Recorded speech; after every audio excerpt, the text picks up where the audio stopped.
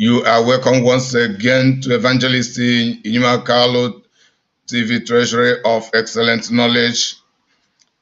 And this is where I teach the Word of God to its truthfulness and originality. May God bless you for coming. I am your serviceable servant, Evangelist Inyuma Carlo. I greet you. Good afternoon from my best. The time from here is 5 minutes to 3 p.m. today, being 13th of September 2022. And I want to narrate on part 2 of the creation, part 2. And the subtitle is The Earth Was Underdeveloped. The earth was underdeveloped. And the Bible verse being Genesis chapter 1 verse 2. Genesis chapter 1 verse 2. The subtitle, The Earth Was Underdeveloped. I read from King James Version. And the earth was without form and void, and darkness was upon the face of the deep, and the Spirit of God moved upon the face of the waters. The earth was without form. The earth was underdeveloped. So, after having created the universe, there was the requirement for further development. And this is to say that development of many things in life are not just accomplished once or in a day, even at times, even in a year, depending on the quality and the capability or capacity of the development of anything. It is also a requirement of continuation of what we are doing in life for a purpose. That is what God is hinting to you and I here. He first created the space, which includes the earth, and the earth was underdeveloped. So the earth being underdeveloped is just a confirmation of the necessity for development. So God did not just begin to do something. He has target, and something prompted what his actions, and he began to develop the earth because the earth was underdeveloped. So there was the requirement of development and of developing the earth. Then what next? So the earth was without form, underdeveloped, and void. And because it was underdeveloped, it was unproductive. It was unproductive. It was not effective. And darkness was upon the face of the deep. Darkness was upon the face of the deep. This is to tell us how the earth looked like. How the earth looked like. Now, can we imagine to review a very deep night, and when there is nothing like light at all from any corner, from anywhere? Then that is the situation the entirety of the earth was at the beginning, after having created the earth from the beginning. And only God knows the depth of the beginning. No other person knows the depth of the beginning, because God began everything and nothing began God. So the earth was ineffective, and we see darkness covering upon the face of the deep, covering upon the face of the earth, darkness covering the atmosphere of the earth. So this darkness is a hindrance. This darkness is a hindrance when things need to be done with light. Darkness become hindrances. However, darkness has its own purpose to serve. But the verse 2 of Genesis is revealing to us that at this moment, that darkness was not needed, but the darkness was occupying the face of the deep. And that triggered God to begin to reasoning. And what did God reason out?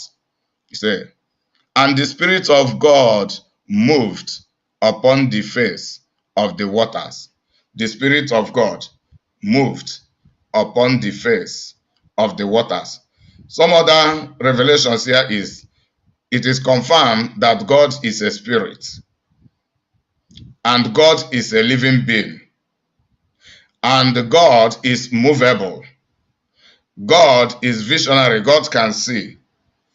Even in the midst of the darkness, he could move because he is omnipotent. Nothing hindered him from moving because the creatures, the water, the darkness, and the space called the earth, all of them are subject to him. They are his creatures. He has dominion power, dominion authority over all of them, including the rest of the planet and their content. So God is movable, confirmed, recorded in Genesis chapter 1 verse 2. God moved upon the face of the waters. God supervised the environment called the earth. He supervised it. And that is to hint to us also that there is the need for us to be supervising every stage, the first stage of our productivity, the first stage of our performance, the first stage of our creativity, of our innovativeness, to know how they look like, to know the state, that is their state, their quality.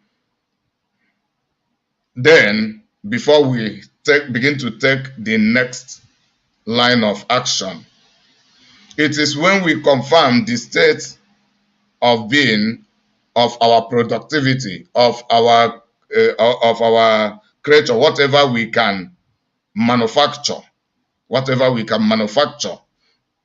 as humans who are created in the image of God. We have to be supervising them to know their condition, to ensure that things do not go wrong. And this is to avoid rash actions. Doing things presumptuously must be avoided.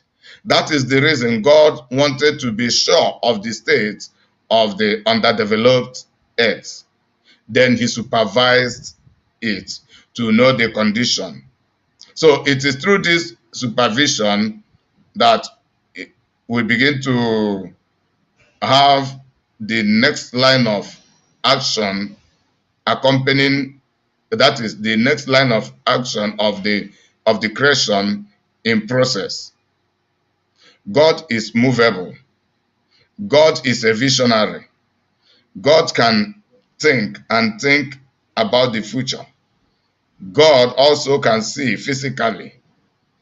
So these are the two aspects of vision that makes God a visionary.